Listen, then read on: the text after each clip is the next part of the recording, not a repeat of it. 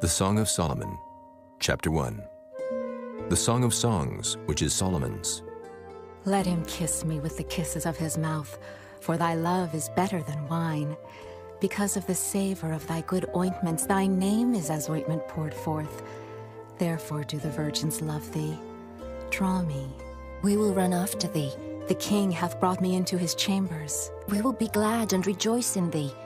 We will remember thy love more than wine. The upright love thee. I am black, but comely, O ye daughters of Jerusalem, as the tents of Kedar, as the curtains of Solomon. Look not upon me, because I am black, because the sun hath looked upon me. My mother's children were angry with me. They made me the keeper of the vineyards, but mine own vineyard have I not kept. Tell me, O thou whom my soul loveth, where thou feedest, and where thou makest thy flock to rest at noon. For why should I be as one that turneth aside by the flocks of thy companions? If thou know not, O thou fairest among women, go thy way forth by the footsteps of the flock, and feed thy kids beside the shepherd's tents. I have compared thee, O my love, to a company of horses in Pharaoh's chariots. Thy cheeks are comely with rows of jewels, thy neck with chains of gold. We will make thee borders of gold with studs of silver. While the king sitteth at his table, my spikenard sendeth forth the smell thereof. A bundle of myrrh is my well-beloved unto me. He shall lie all night betwixt my breasts. My beloved is unto me as a cluster of camphire in the vineyards of En-Gedi. Behold, thou art fair, my love. Behold, thou art fair. Thou hast dove's eyes. Behold, thou art fair, my beloved, yea, pleasant. Also, our bed is green. The beams of our house are cedar, and our rafters of fir. Chapter 2. I am the rose of Sharon, and the lily of the valleys. As the lily among thorns, so is my love among the daughters. As the apple tree among the trees of the wood, so is my beloved among the sons. I sat down under his shadow with great delight, and his fruit was sweet to my taste. He brought me to the banqueting house, and his banner over me was love. Stay me with flagons, comfort me with apples, for I am sick of love. His left hand is under my head, and his right hand doth embrace me. I charge you, O ye daughters of Jerusalem, by the roes and by the hinds of the field, that ye stir not up, nor awake my love till he please. The voice of my beloved, behold, he cometh leaping upon the mountains, skipping upon the hills. My beloved is like a roe or a young hart. Behold, he standeth behind our wall, he looketh forth at the windows, showing himself through the lattice. My beloved spake and said unto me, Rise up, my love, my fair one, and come away. For lo, the winter is past, the rain is over and gone. The flowers appear on the earth, the time of the singing of birds is come, and the voice of the turtle is heard in our land.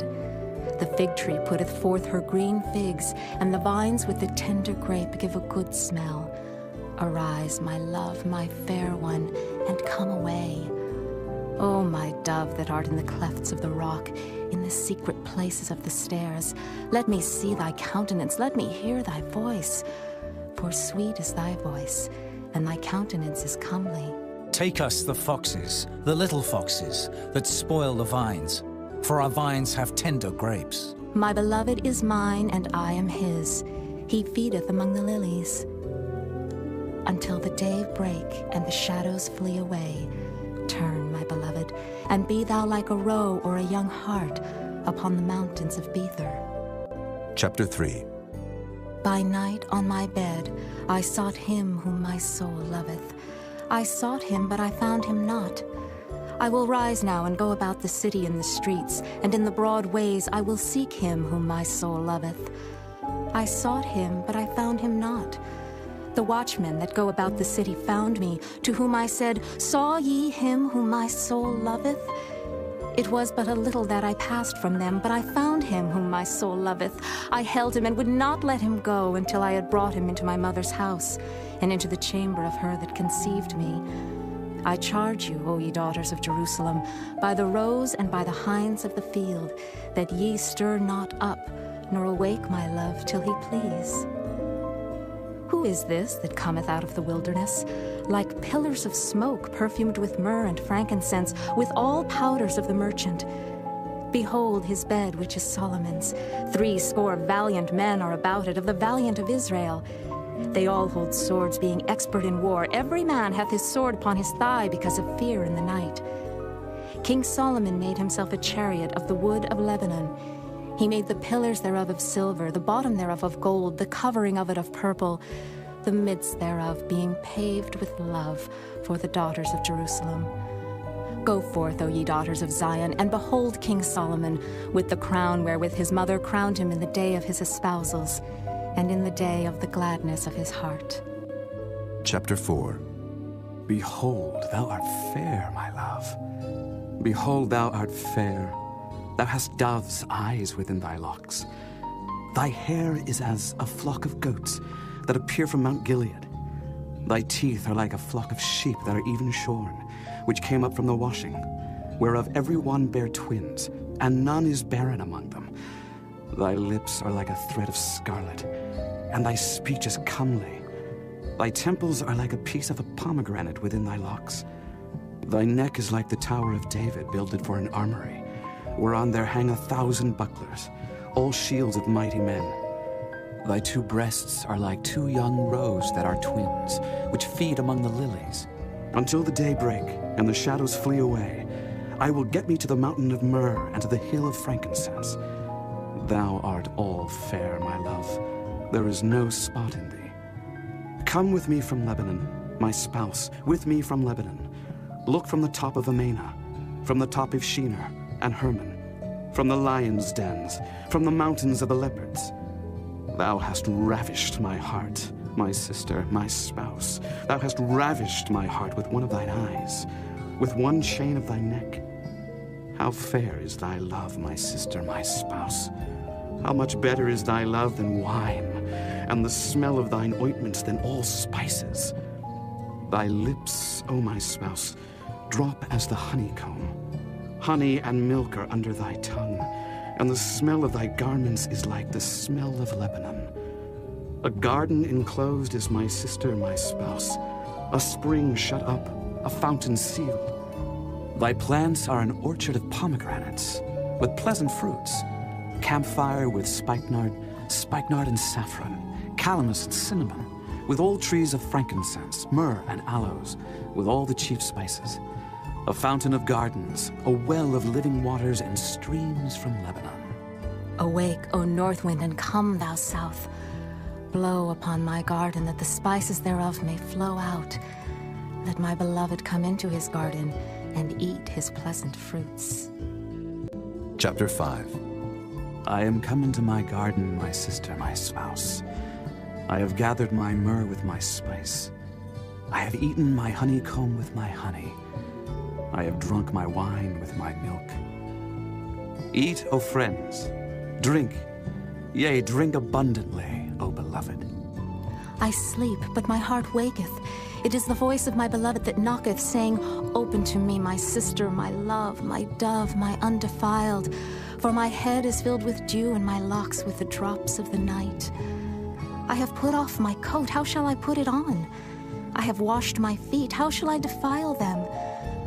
My beloved put in his hand by the hole of the door, and my bowels were moved for him. I rose up to open to my beloved, and my hands dropped with myrrh, and my fingers with sweet-smelling myrrh upon the handles of the lock. I opened to my beloved, but my beloved had withdrawn himself and was gone. My soul failed when he spake. I sought him, but I could not find him. I called him, but he gave me no answer. The watchmen that went about the city found me. They smote me, they wounded me. The keepers of the walls took away my veil from me. I charge you, O daughters of Jerusalem, if ye find my beloved, that ye tell him that I am sick of love. What is thy beloved more than another beloved, O thou fairest among women? What is thy beloved more than another beloved, that thou dost so charge us? My beloved is white and ruddy, the chiefest among 10,000. His head is as the most fine gold, his locks are bushy and black as a raven. His eyes are as the eyes of doves by the rivers of waters, washed with milk and fitly set. His cheeks are as a bed of spices, as sweet flowers. His lips like lilies dropping sweet-smelling myrrh. His hands are as gold rings set with the beryl. His belly is as bright ivory overlaid with sapphires. His legs are as pillars of marble set upon sockets of fine gold. His countenance is as Lebanon, excellent as the cedars. His mouth is most sweet, yea, he is altogether lovely. This is my beloved, and this is my friend, O daughters of Jerusalem. Chapter 6. Whither is thy beloved gone, O thou fairest among women? Whither is thy beloved turned aside, that we may seek him with thee? My beloved is gone down into his garden, to the beds of spices, to feed in the gardens and to gather lilies. I am my beloved's, and my beloved is mine. He feedeth among the lilies. Thou art beautiful, O my love, as Tirzah, comely as Jerusalem, terrible as an army with banners. Turn away thine eyes from me, for they have overcome me. Thy hair is as a flock of goats that appear from Gilead. Thy teeth are as a flock of sheep which go up from the washing, whereof every one beareth twins, and there is not one barren among them. As a piece of a pomegranate are thy temples within thy locks. There are 80 queens and 80 concubines, and virgins without number. My dove, my undefiled, is but one. She is the only one of her mother. She is the choice one of her that bare her. The daughters saw her and blessed her. Yea, the queens and the concubines, and they praised her. Who is she that looketh forth as the morning, fair as the moon, clear as the sun, and terrible as an army with banners? I went down into the garden of nuts to see the fruits of the valley, and to see whether the vine flourished and the pomegranates budded. Or ever I was aware, my soul made me like the chariots of Aminadab. Return, return, O Shulamite. Return, return, that we may look upon thee. What will ye see in the Shulamite? As it were the company of 2 armies. Chapter 7. How beautiful are thy feet with shoes, O prince's daughter! The joints of thy thighs are like jewels, the work of the hands of a cunning workman. Thy navel is like a round goblet which wanteth not liquor. Thy belly is like an heap of wheat set about with lilies. Thy 2 breasts are like 2 young roes that are twins. Thy neck is as a tower of ivory. Thine eyes like the fish pools in Heshbon, by the gate of Beth-rabbim. Thy nose is as the tower of Lebanon, which looketh toward Damascus. Thine head upon thee is like Carmel, and the hair of thine head like purple. The king is held in the galleries. How fair and how pleasant art thou, O love, for delights! This thy stature is like to a palm tree, and thy breasts to clusters of grapes. I said, I will go up to the palm tree. I will take hold of the boughs thereof. Now also thy breasts shall be as clusters of the vine, and the smell of thy nose like apples, and the roof of thy mouth like the best wine for my beloved, that goeth down sweetly, causing the lips of those that are asleep to speak. I am my beloved's, and his desire is toward me. Come, my beloved, let us go forth into the field. Let us lodge in the villages. Let us get up early to the vineyards. Let us see if the vine flourish, whether the tender grape appear and the pomegranates bud forth. There will I give thee my loves. The mandrakes give a smell, and at our gates are all manner of pleasant fruits, new and old, which I have laid up for thee, O my beloved. Chapter 8.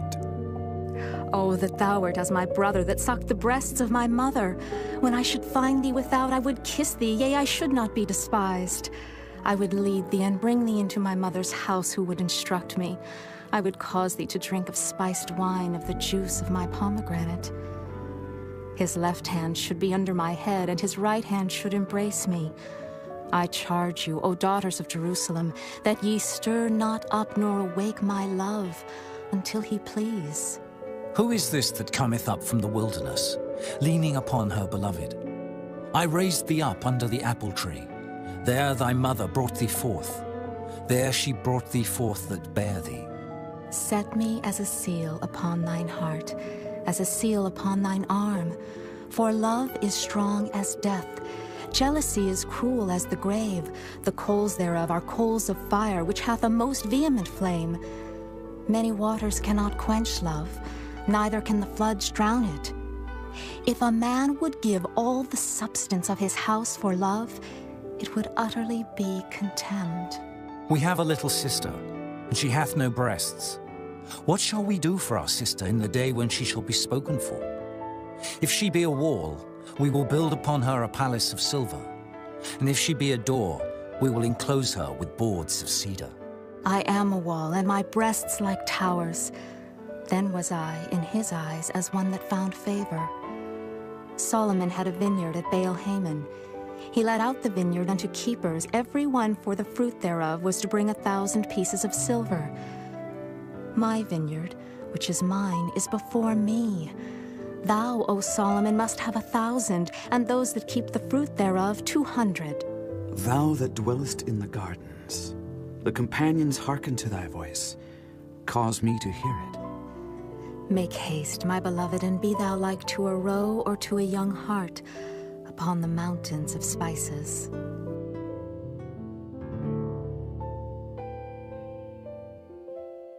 The prophet Habakkuk, after whom the book is named, doesn't show anger or contempt toward foreign nations, nor does he loudly condemn his own people's wrongdoings. Instead, he feels a deep sense of confusion and frustration about the events unfolding around him, and he turns to God in prayer, seeking clarity and understanding. Habakkuk's ministry took place during the rule of King Josiah, 640 to 609 BC, and later Josiah's son, King Jehoiakim, 609 to 598 BC. Josiah is remembered as one of Judah's more honorable kings. During his reign, a major religious text, likely the core of what we now call Deuteronomy, was rediscovered in the temple and implemented as law. Despite Josiah's efforts to do good, he was killed in battle at Megiddo, where he had gone to stop the Egyptian army from advancing through Judah. After Josiah's death, his son Jehoahaz was taken captive to Egypt, and another son, Jehoiakim, was put on the throne under the condition that he pledged loyalty to the Egyptians. Later, when Babylon defeated Egypt at Carchemish, Jehoiakim switched his allegiance, promising loyalty to Babylon instead.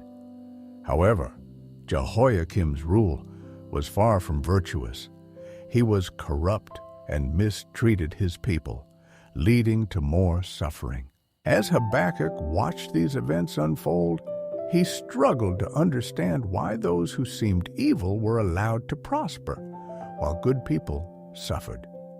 He believed that God was just, rewarding those who did right and punishing those who did wrong. But the reality in front of him seemed to contradict that. Josiah, a good and righteous king, had been killed. Josiah's rightful heir was held captive, and Jehoiakim, who was both unworthy and unjust, remained in power, making things worse with each passing day. Habakkuk was tormented by this apparent injustice and cried out to God, "How long, O Lord, must I call for help, but you don't listen?" Justice is paralyzed, and it feels like the wicked are surrounding the righteous, twisting justice into something unrecognizable. In response, Habakkuk was told that God was using the Babylonians as a tool to punish the corrupt in Judah. But this only confused him further. How could God use people as ruthless as the Babylonians to bring about justice? Perplexed, Habakkuk asked, "Why do you allow those who are deceitful to thrive? Why stay silent as the wicked swallow up people more righteous than they are?" While he didn't receive a straightforward answer, Habakkuk found some comfort in the idea that righteousness would ultimately win out in the end. Until then, he was reminded, the righteous will live by faith.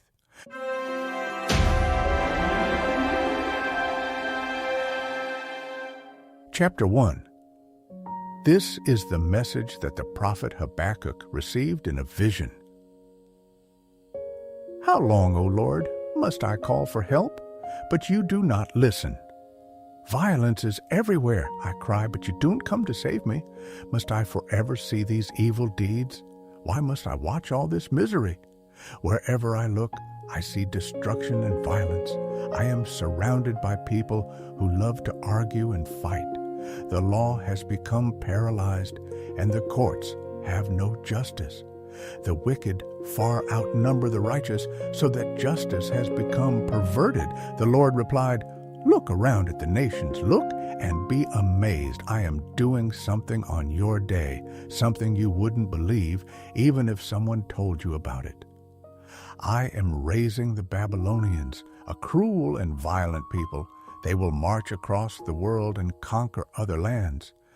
They are notorious for their cruelty and do whatever they like. Their horses are swifter than cheetahs and fiercer than wolves at dusk. Their charioteers charge from far away. Like eagles, they swoop down to devour their prey. On they come, all bent on violence. Their hordes advance like a desert wind, sweeping captives ahead of them like sand. They scoff at kings and princes and scorn all their fortresses. They simply pile ramps of earth against their walls and capture them. They sweep past like the wind and are gone. But they are deeply guilty, for their strength is their God. O Lord, my God, my Holy One, you who are eternal, surely you do not plan to wipe us out? O Lord, our rock, you have sent these Babylonians to correct us, to punish us for our many sins. But you are pure and cannot stand the sight of evil. Will you wink at their treachery? Should you be silent while the wicked swallow up people more righteous than they?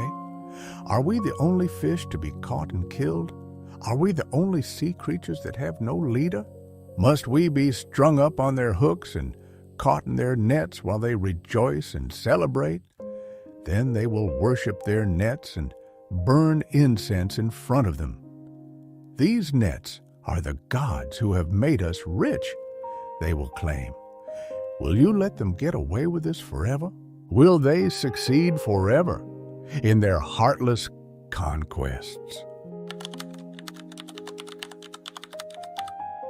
I will climb up to my watchtower and stand at my guard post. There I will wait to see what the Lord says and how he will answer my complaint. Then the Lord said to me, Write my answer plainly on tablets, so a runner can convey the correct message to others. This vision is for a future time. It describes the end, and it will be fulfilled. If it seems slow in coming, wait patiently, for it will surely take place. It will not be delayed. Look at the proud. They trust in themselves, and their lives are crooked, but the righteous will live by their faithfulness to God. Wealth is treacherous, and the arrogant are never at rest. They open their mouths as wide as the grave, and like death, they are never satisfied. In their greed, they have gathered up many nations and swallowed many peoples. But soon their captives will taunt them. They will mock them, saying, What sorrow awaits you, thieves! Now you will get what you deserve. You've become rich by extortion, but how much longer can this go on? Suddenly, your debtors will take action. They will turn on you and take all you have, while you stand trembling and helpless. Because you have plundered many nations, now all the survivors will plunder you. You murdered the countryside and filled the towns with violence. What sorrow awaits you who build big houses with money gained dishonestly? You believe your wealth will buy security, put in your family's nest beyond the reach of danger, but by the murders you committed, you have shamed your name and forfeited your lives. The very stones in the walls cry out against you, and the beams in the ceilings echo the complaint. What sorrow awaits you who build cities with money gained through murder and corruption? Has not the Lord of heaven's armies promised that the wealth of nations will turn to ashes? They work so hard, but all in vain. For as the waters fill the sea, the earth will be filled with an awareness of the glory of the Lord. What sorrow awaits you who make your neighbors drunk? You force your cup on them so you can gloat over their shameful nakedness. But soon it will be your turn to be disgraced. Come, drink and be exposed. Drink from the cup of the Lord's judgment, and all your glory will be turned to shame. You cut down the forests of Lebanon. Now you will be cut down. You destroyed the wild animals, so now their terror will be yours. You murdered the countryside and filled the towns with violence. What good is an idol carved by man or a cast image that deceives you? How foolish to trust in your creation, a God that can't even talk. What sorrow awaits you who say to wooden idols, "Wake up and save us." To speechless stone images you say, "Rise and teach us." Can an idol tell you what to do? They may be overlaid with gold and silver, but they are lifeless inside. But the Lord is in his holy temple. Let all the earth be silent before him. This prayer was sung by the prophet Habakkuk. I have heard all about you, Lord.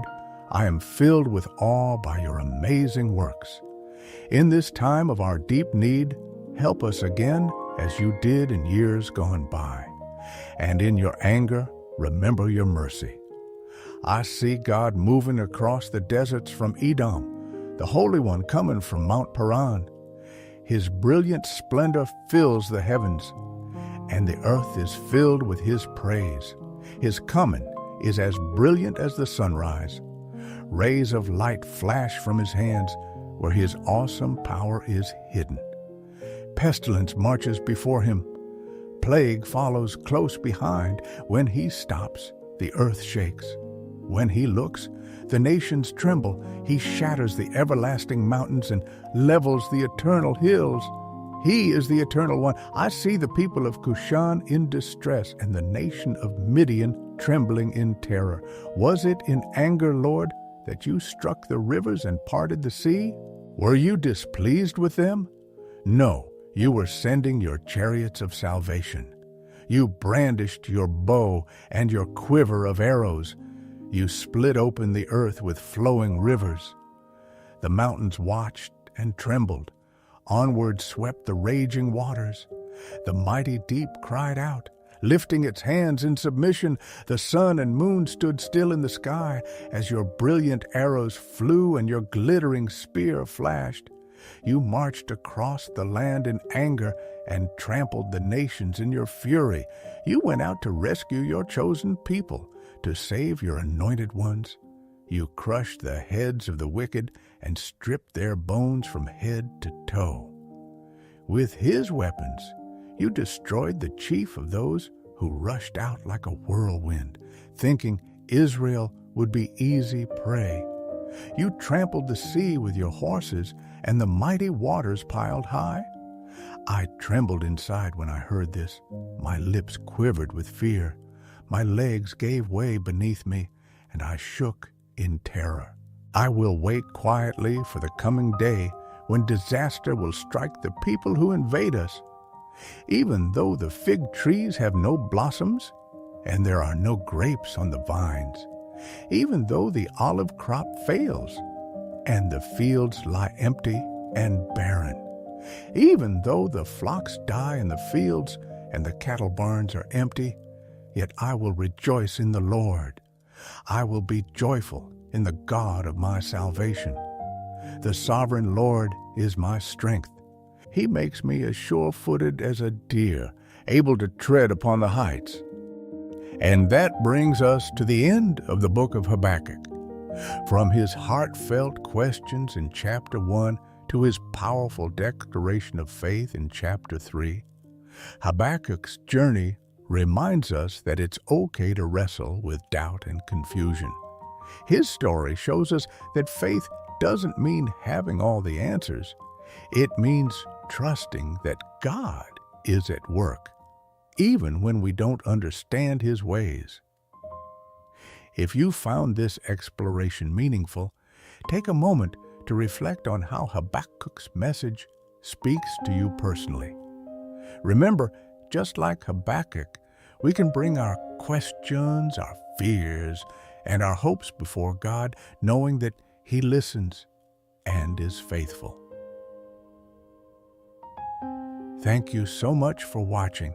If you enjoyed this video and want to dive deeper into the wisdom of the Bible, make sure to hit that subscribe button and turn on notifications so you never miss a new video. Share this with anyone who needs a little encouragement in their faith journey, and let's keep exploring the Bible together. See you in the next video.